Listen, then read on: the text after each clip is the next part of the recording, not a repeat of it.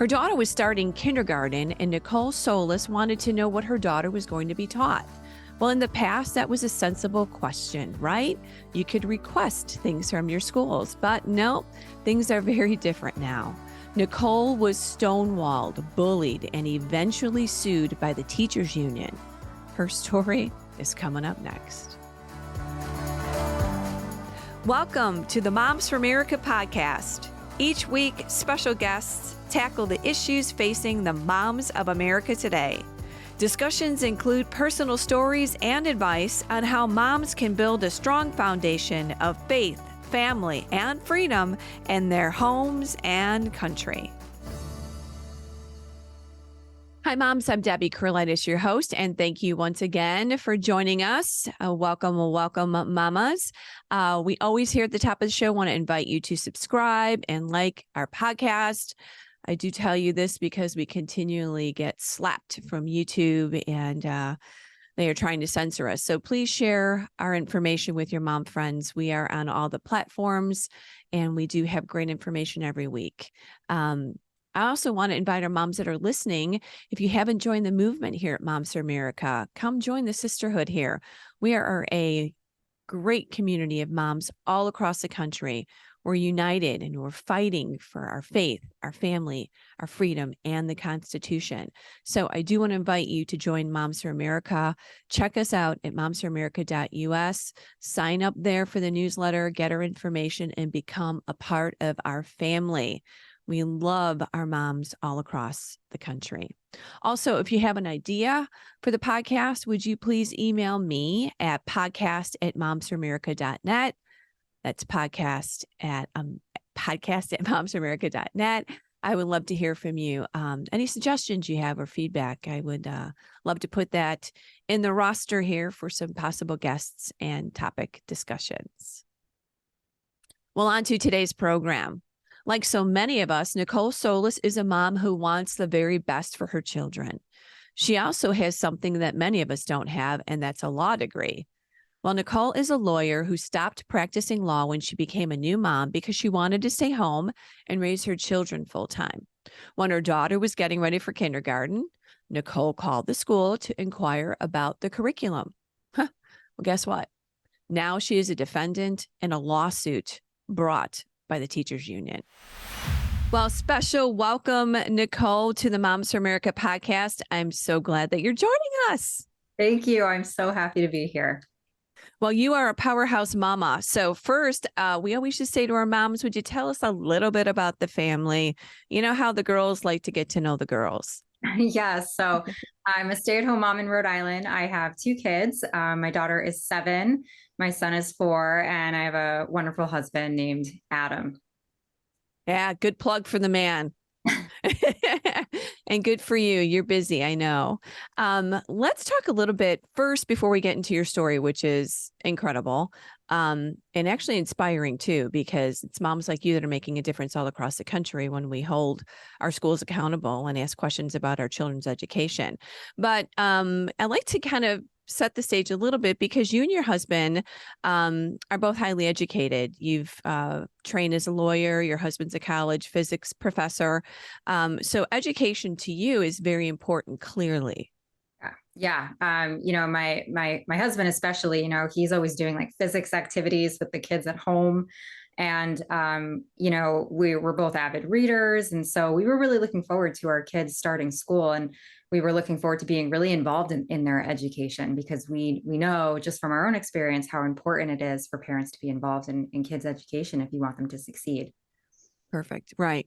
So this story started obviously when your little girl was going to be going to school for kindergarten, as I understand, and you wanted to just check out the school and see what the school was teaching, ask some questions. Start us out on your journey and what were you thinking as a mom?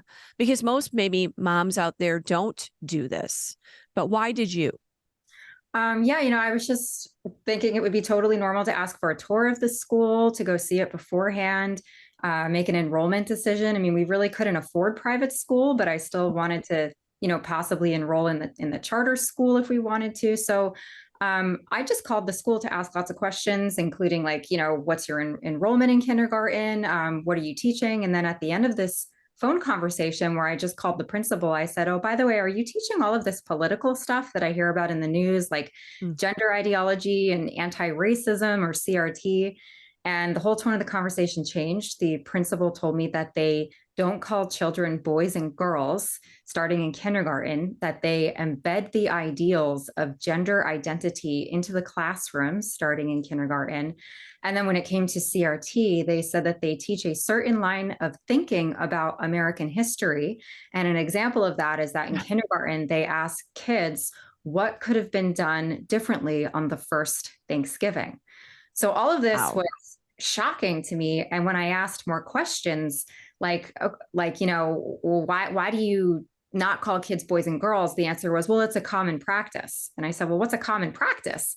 And they couldn't answer my question. So then I emailed my questions. And when I emailed my questions, they finally told me to submit public records requests.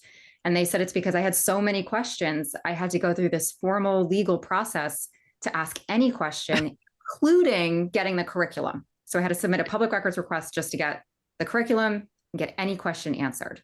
All right. So let's pause here for a moment. So you must have been clearly shocked and dismayed about even just what they're, if you ask a question, they're supposed to answer it correctly, and let you know as a parent, have full transparency. So you're shocked basically by the end of this conversation, by your emails, you're now digging deep. You're like, I can't believe this is happening to a kindergarten 5 and 6 year old. So you ask these questions and now they say, you've got to go and you've got to do this differently. They're making it more complicated. Are they answering the emails when you're sending these specific questions to them? Because I'm sure this is what I'm thinking. You get off the phone call with that principal, with that student, with that leader at the school, and you must have about 50 more questions like, what about this? What about this? What about this? Yeah. So, when I sent that particular email, I said, well, what pedagogy supports not calling kids boys and girls? Why exactly are you doing this? Right. So I was asking very specific questions, thinking like, oh, they could just email me back some, I don't know, research study or something. But yeah, what's supporting this? Exactly. And I thought this was all really strange. And I was also really put off by like the change in tone of the conversation, because up until then it was all very nice and cordial. Oh, sure. Yeah. Right. And some public records requests they were giving me, but then others, they were charging me money for them, but they were at least responding. And I thought, okay, this is really weird. I guess this is how this public school does this. And then of course comes a couple months later, I wake up in the morning and get a notice that my school committee in Rhode Island is meeting to discuss suing me for submitting the public records requests that they told me to submit. So okay, right. Yeah. So think about that. They asked you to submit these questions in a certain manner, which you did. How many of them did you submit? Well, by that time, I had submitted about 160 because it was the only way they would answer my questions. They wouldn't take my phone calls. I couldn't get a tour of the school. They were stonewalling me. And then, of course, if I would get a public records request response back, it would then raise another question where I would say, oh, they're doing this. Well, what does that mean? So then I had to submit another public records request. Right, so, because you can only ask one question at a time. Was that the guidelines? Well, you can ask many questions at a time in one public records request, but then you get a higher estimate. So if you submit a public records request for, all of the materials related to critical race theory, you can get hundreds of thousands of dollars that you would have to pay to get this information, because they don't just want to give it to you freely. So I was submitting little questions at a time because it was more likely I could afford the information that they wanted to sell me, which should really just be available for free already, because we're taxpayers and we pay for this information. I shouldn't have to go through this process.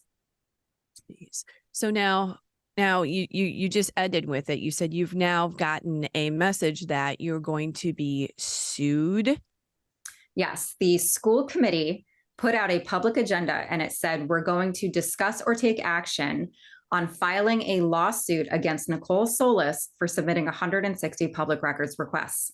So they were targeting me publicly. and inviting everyone to come to the next school board meeting. And it was going to be all about me. And they had never met me before. They didn't know who I was. And they wanted to basically give me a show trial, which is exactly what it was. I went to this meeting. It was So 5 now, hours they didn't invite you to this meeting? You just found out about the meeting? Yeah. So it's posted on the Secretary of State website. Right. All school board meetings. Right. Public meeting. Right. Public meeting. And I just happened to get emails about my school committee's meetings because I signed up for that.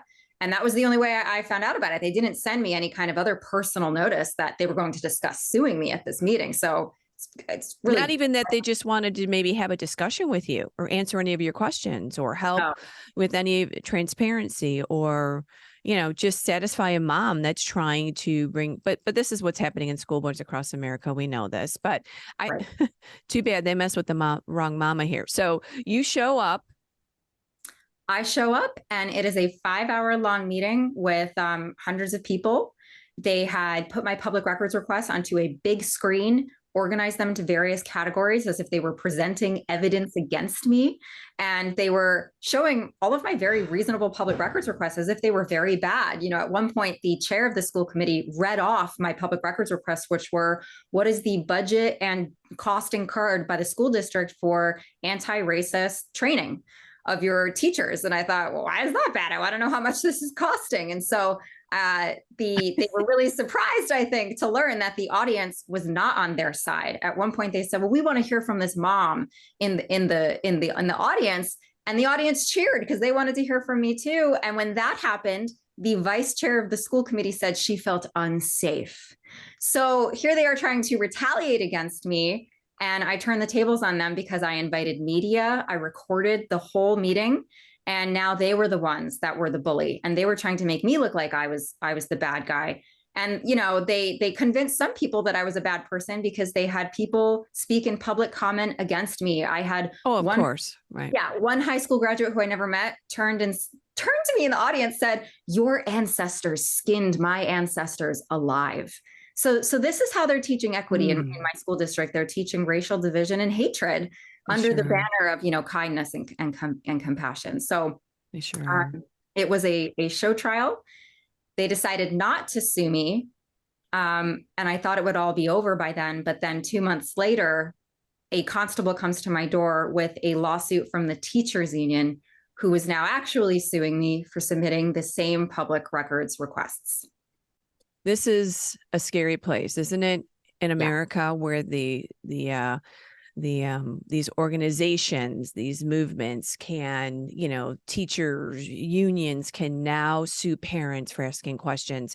How disturbing is that? But I do want to back up just a moment because I love the fact, and I get a chance to say that when we talked about this board meeting, when you found out you were going to be, I'll call it on trial, whatever we want to call it here at the board meeting, you aggressively let the media know, right? So you kind of brought in a good exposure to the school, exposure to the community about what was really happening. And the media showed up for this original board meeting as well, right? That's what you said. That's right. I was on Fox and Friends in the morning to expose the school district. After the school committee meeting, I went on Tucker Carlson. For the past 2 years, I've just been running the media gauntlet, telling my story. And that's really the key that parents need to take advantage of. When they're trying to silence you, you need to get louder. And the effective way to get louder is to go to the media. So they don't know what to do when they think they're going to railroad you, right? And then you fight. And they surely love to bully. This is their game. I guess I was curious too. Do you think anyone on that board, the school board, probably was shocked to find out what was even happening in their schools? Because, a lot of these board members don't even know what's happening in their school. Well, after doing research a couple of years back in school committee meetings, it turns out they were all on board. This school board was actively pushing an anti-racist or critical race theory agenda and a gender ideology agenda. And, they they're the ones that are responsible for it. So I don't think anyone was shocked that this is what was going on. So they were, because sometimes we do find that school board members, you have to take it into the light, right? You got to expose it. So sometimes school board members don't know. Often, always, I would say, other parents have no idea. What was the response from parents in the community when they heard the responses to these questions and these logical questions that were being asked? They were angry. I mean, you can hear parents in the meeting yelling, "We want to know what our kids are learning." At one point, a school board member said, I unequivocally disagree with Nicole's political positions, because that was really the point of the meeting, was to discuss my political motivations and my moral character, right? It wasn't really about the public records request. It was to vilify me. And they said, "Oh, but we're not here to judge Nicole." And they said, "Yes, you are. That's why you're holding this meeting." So they didn't fool anybody. And the only people that agreed with the school board were, the plants that they invite to come to be on their side. Agitators. Exactly. It's all orchestrated when you have people coming giving the same talking points that the school board is giving. So when you had a chance to respond, did they give you ample time, or did they cut you off, or, did you feel like you had a chance to somewhat represent yourself at this meeting? Yes. I mean, I brought a lawyer. I spoke at public comment. I was the first one to talk. And I said, what I've been saying all along, which is, you told me to submit these public records requests, and now you're discussing suing me for doing what you told me to do. And what we want to know is what's going on in the school district. We don't want parents being sued for asking what's going on in the school district. So that surely will keep everybody away from asking a question, right? Of course, because their message was to tell other parents that if you do what I did, they're going to come after you too, possibly with litigation or with a Salem witch trial, like they did with me. So unreal. Yeah. The damage is done no matter what, everyone's going to be worried. Right.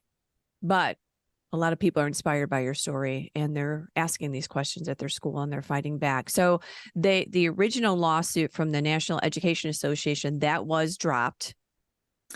Well, the National Education Association tried to withdraw their lawsuit against me. Okay. However, the judge would not allow them to, because this is something called a SLAP suit. SLAP stands for Strategic Litigation Against Public Participation. So when they sued me, I got representation from the Goldwater Institute out in Arizona. And our argument is that they used litigation to bully and harass me, and that it's only frivolous litigation, that they don't have a legal basis to sue me. So we are still in litigation with the teachers union, and we are litigating the SLAP portion of the lawsuit to show that they are only harassing me. All right. So you got two situations still kind of in the fire here a little bit. So how could the teachers union sue you? They just kind of came in as somebody gave you the right punch, and then somebody's coming in with the left punch. I mean, this was obviously seems very orchestrated and, just perfectly timed. Yes, I think it was orchestrated, because I had a teachers union executive from the Rhode Island NEA that was elected to my school board. So this is not just someone who is a teacher and a member of the school board. She's the executive assistant to the executive at the NEA Rhode Island.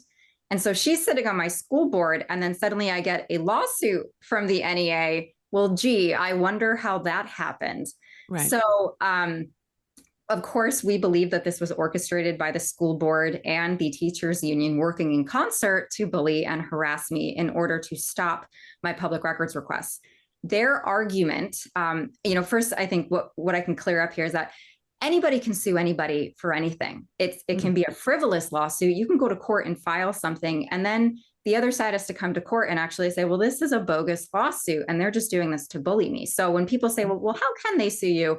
I think people don't understand that, like, you really can sue anyone. Anybody can. Right. So their argument is, if public information comes out of my public records requests, teachers will be harassed by national conservative groups, like Moms for America. But what they really mean is they will be criticized by people if public information comes out, and criticism is a part of being a public entity. You can't avoid public scrutiny by filing a lawsuit against those that are scrutinizing you.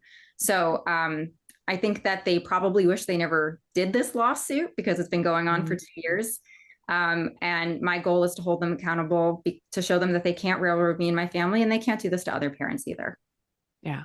And needless to say, they didn't know your background as you studied law. I love this. Sometimes God pulls up maybe something we've put on the bookshelf and retired for a little bit, when you had your kids, and then you just had to take that off and be like, okay, God, I've got this in the back of my pocket, because you think like this. You understood that this was not, they didn't have a legal leg to stand on, and good for you. Good for you. Were you intimidated at all, or did it just you just were like, this isn't going to happen? They're not going to bully me. Yeah, no, I wasn't intimidated because of my legal background. And I want parents to know, you don't have to have a legal background to fight this kind of intimidation from the teachers union. But I certainly wasn't intimidated. And, it's when you meet your school board and you kind of, I know this sounds very mean, but I don't believe my school board members are very intelligent. So I'm not intimidated by people that I don't really have a lot of respect for. And I think if we all can kind of look at our school board members through that lens of like, these people, they're like my neighbors, they're, just like a normal guy down the street. They're not kings and queens. We don't have to be intimidated by them, because they are supposed to be civil servants that work for us, not monarchs we have to bow to. Right. Yeah. They're not rulers. They're not kings and queens. They are elected to help us educate our kids. And boy, has that gone up the railroad in a crazy way. So Goldwater is representing you right now. So that is still happening, the current lawsuit with the teachers union. Yes. So I have that lawsuit. And then I also sued my school because they kept me out of public meetings where they were discussing a race-based education. So I have this second lawsuit going on, saying that they violated the Open Meetings Act, and we're currently deposing school committee members. That we've been doing it this summer. Look at you. Look at you go, Mom. I just love this. It's so inspiring, because look at the difference you're making. And I am sure that you are empowering other moms as you share your story and you educate your community. So what did you do with your baby girl? Where is she at school? Obviously you didn't send her there. Right. Oh my gosh. I couldn't send her there because I didn't feel safe at that school. I was, of course. So I put her in Catholic school, and it's been a blessing in disguise, because we love the school. We love the religious values that they're teaching. And we're just very lucky that we're able to do it. Right. It's of course a huge financial strain because we didn't plan on it. I went to public school. My husband went to public school, and it's working out so far. So. And like we know, public school isn't what public school used to be. I mean, it is some kind of creation that none of us can even understand what they have made this to be, an indoctrination camp. So a whole experience has turned you into really being an activist and an advocate for transparency, for moms to explore their kids' education and ask questions. Has it surprised you that this is where you've ended up? This has kind of become a calling for you personally. Yes. I didn't plan on doing this work when I had kids. I quit being a lawyer so I could be home with my kids, but I quickly realized that this is now part of being a parent. It's my work as a mom, and anyone can do this work. And I feel compelled to do it, because now that I know how profoundly political public school is, I really had no idea until this happened to me. It's something that I think a lot of us are going to be fighting for the next 10, 15 years, because the wheels of justice turn slowly. And it takes time for the outcomes of lawsuits to have an effect, especially on a public school district or any government entity. But I'm happy to do it. And we've adjusted pretty well. Life is a little more stressful, obviously, but this is the sacrifice you make for your kids' education. Mm-hmm. And really for the future of all of our children. What are some of the things, Nicole, that you are championing, that you are hoping to see change, whether it's legislation? How do we work on transparency? I like to talk about that, and then I'd like to get into some advice for the moms. But what would you like to see as far as legislation or dealing with this transparency issue with curriculum and the rights of parents to ask parental rights? Yeah, well, academic transparency is actually easy to achieve. It's really crazy that your public school district doesn't post all of their public information on their website. And I mean, beyond the curriculum, you can submit a public records request and get information about, they spent $10,000 on these new woke indoctrination books. Well, that should be posted somewhere on the website. And it also helps the school district because then they don't have to spend money responding to public records requests because they have to pay their lawyers to do this. Right. It's very time consuming for their staff and for you. And then there's a cost and there's a delay. Right. And it's an unnecessary process. Right. You think of all the other places that post stuff online automatically. Why can't our public school do that too? There are bills that we can present to our legislature and to our school boards, just as policies that they can pass. They're called academic transparency policies. The Goldwater Institute actually has a model policy that you can check out, and just you as a parent can bring it to your school board and say, hey, I'd like to talk about this. It'll save you money and time, and it's transparency for the taxpayer and parent. It's a win-win situation. So that's one way that we can make a difference, is by pushing these academic transparency policies. Yeah, and we are doing that. Moms for America, we are working to help. We do a movement called School Board Ambassadors that represent Moms for America and situations like this and talk about transparency and curriculum. That is an initiative of ours too. And we are working to do that. So if anyone wants to be a school board ambassador in their district and help us do things like this in their district, let us know. So shameless plug, but this is how we make change, right? We Absolutely. organize, we mobilize, and then we work together across the country. So we are working on situations like this across the country so we can get transparency. And what about for the moms? What would you say? Well, the moms should absolutely submit public records requests, because we can't stop asking questions just because they want to stonewall us. Mm. And even though, you're just a mom, like, you're the pillar of America.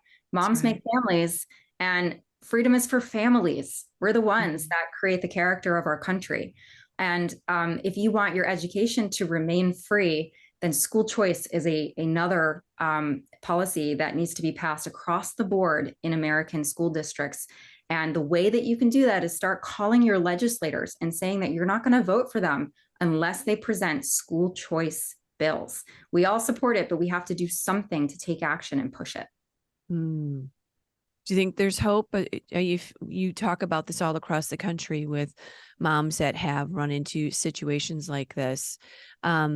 I know there's hope because we are the light in the darkness here. But are you seeing some change? Are you seeing progress from the 2 years that you've been involved with this? Well, I think you have to look at it state by state. In my state, it's extremely progressive. I mean, we're like as blue as Portland and San Francisco. So I don't know if Rhode Island will just be a cautionary tale, but I think there's hope across the country for red states and purple states to be transparent with parents and to pass school choice bills that allow kids to get the education that's individualized for what they need. And you know what? If you want to stay in a woke indoctrination camp in public school, great, stay there. You can keep your school. And other kids can leave and go to a school that suits their education needs. Right. We do see moms moving their children out of their public schools, looking at other options, whether it's a faith-based school. We did that with our son, or pods or homeschooling or a combination of all of the above. People are just trying to figure out education.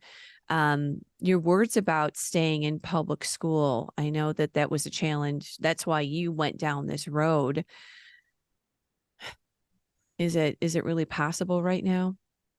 Well, I guess I meant, if, there are obviously people out there who are true believers in woke ideology. So, if they want to stay in public school, fine. But I don't really think it's an option for people who just want to know what their kids are learning. You're treated like an enemy the minute that you ask a question, or at least that was my experience. So I don't feel safe going back to public school, especially in Rhode Island, which is a very small state and everybody knows each other.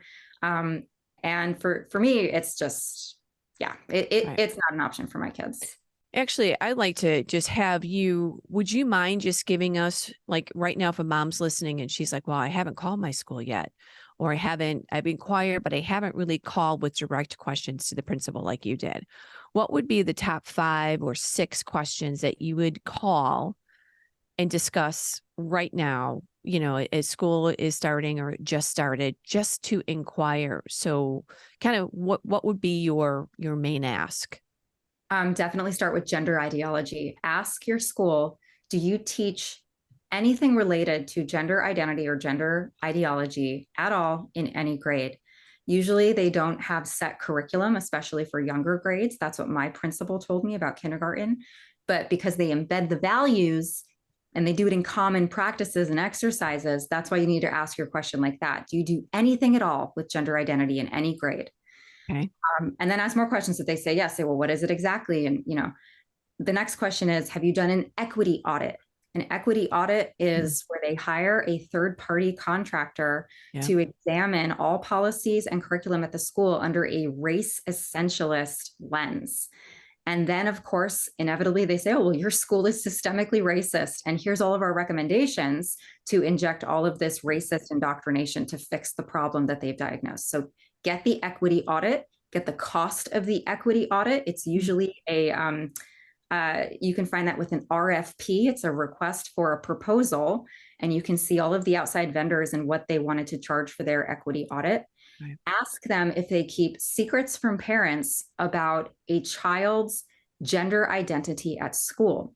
In Rhode Island and in many schools throughout America, the school is not required, and they actually work hard to keep it a secret from parents if a child believes that they are the opposite sex at school and they tell a staff member. And then they will conduct secret therapy sessions with the child, with the school psychologist or counselor, and they're not going to tell the parents if the school deems that the parents are unsafe, which is an undefined standard. It's really just like if your algebra teacher thinks you're unsafe, which is really code for not agreeing with gender ideology. Right. Yeah. So I think those are 3 really big questions that you have to ask. And then you can also submit a request under FERPA, FERPA. That is the federal education law that says you can get your students' education records, all of them, if you put in a request for it. You can see possibly on the education records if the school has changed the name or sex of your child behind your back. Because the school may lie to you if you call up and say, hey, is my child going through any gender identity crisis, mental health crisis at school? They may lie to you. Getting the education records under a FERPA request is something that they have to give you and reveal that if they're changing the records. Wow, great advice. Great advice. I think we just have to, if moms just start asking more questions and being more engaged, and we just can't trust the system. We just cannot trust the educational system at all, because this is where they're stealing our kids' hearts and minds. And it's not in every school district. There are conservative pockets across the country where parents are able to have decent communication and understand what's happening, but it's getting rare, very, very rare now. It would really behoove every mom to make sure that they know what's going on in their school. So just like you did, you just want to ask a couple questions, and lo and behold, here we go. And I just love that about you, Nicole. Thank you. Thank you so much. Well, thank you for all you're doing, Mama. And we're going to be following you and keeping you in our prayers. And hello to your family for us. Thank you. Well, moms, Nicole's story is amazing. What a great mom. I know moms all across the country are doing things just like this. It just makes us realize how important our vote is. So we've got to keep thinking about legislators that will champion good legislation for transparency. And we also got to be involved in our school boards. We've also got to be involved in our community, and we also have to be asking questions. So great job, Mama. You did a good job there, Nicole. And God bless you guys. Also, I want to remind all of our moms that we are here to help you make a difference in a variety of ways. So I want to make sure that you are signed up for our newsletter. Every week we release our podcast and in a blog that has great information just for moms where they are raising their children and saving America. So please go ahead and sign up for our newsletter. You'll also get all of our information and special events that we'll be doing. Check out, again, all of our resources at momsforamerica.us. And again, join the community, join the movement. While you're there, one of the things we always mention is our signature program, which is called the Cottage Meetings. This is so important because it is a great lessons on liberty. There's 12 lessons on liberty and America's heritage and our history. And what we realize is that when moms learn, moms teach their children. So go ahead, check out our Cottage Meetings, either start them in your home or join our online group and be a part of our Cottage Meeting series. We always say this, right? From the kitchen table to Congress, from parental rights to public policies. We here at Moms for America have it all just for you moms. We are the ultimate support group. So we say this every week, moms. We believe that liberty begins at home and that you, mama, you are truly the heartbeat of America. That's why this movement is so powerful. It's because of moms just like you. All right, moms, I will see you back here next week. Again, share, like, subscribe, tell your mom friends about the Moms for America podcast. I'll see you next week for another informative and inspiring episode. All righty. And remember, let's keep changing our world one home at a time. Thanks.